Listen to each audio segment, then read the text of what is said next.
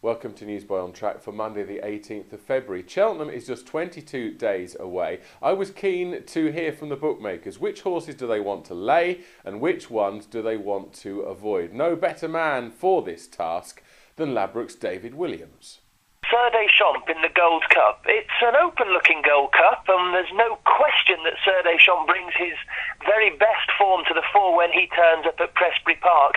But he's been lacking in lustre, we believe, somewhat this season. His jumping hasn't yet been quite right, and when he finally got the better of Flemenstar most recently in the Irish Hennessy, we looked at that race on a day of many festival trials and thought, was this a genuine Cheltenham Gold Cup trial? We think the form of that race came up a little bit short. Flemenstar has subsequently found not to be quite right. Sir Deschamps, he's going for a festival hat-trick, but he's a horse at 5-1 who we can look over. We'll get him into the book. We think his jumping will come unstuck in the hottest race and the most prestigious race of them all. Boston Bob in the RSA Chase, a horse that 12 months ago had an enormous reputation. He could barely put a foot wrong, and yet he came up short in the Cheltenham Festival of 2012.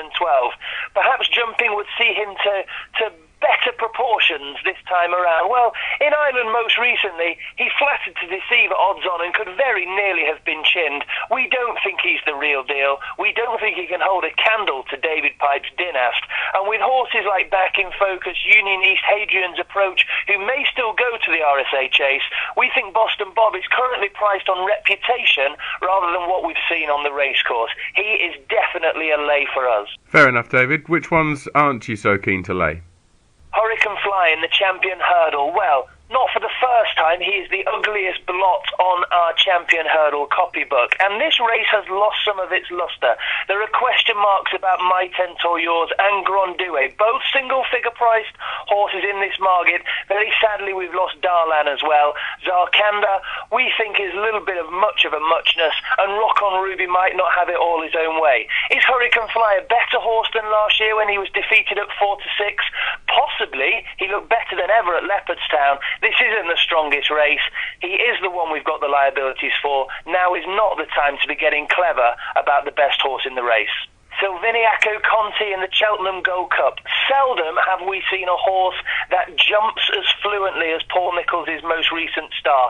He's had a very mixed season, Paul Nicholls, but this could be the one who could put a smile on his face on Gold Cup day. And we know with Seymour Business, Denman, Corto Star, that he knows what it takes to train a Gold Cup winner. It is wide open. We're against Sir Deschamps. We think Long Run's best days are behind him, and we just always think about Hennessy winners, that they leave their mark on a horse, which is why Bobsworth may just be questioned at the top of the market. This horse has been campaigned specifically for the Gold Cup. He's really fresh. He jumped like a cat at Newbury. We thought that was really taking.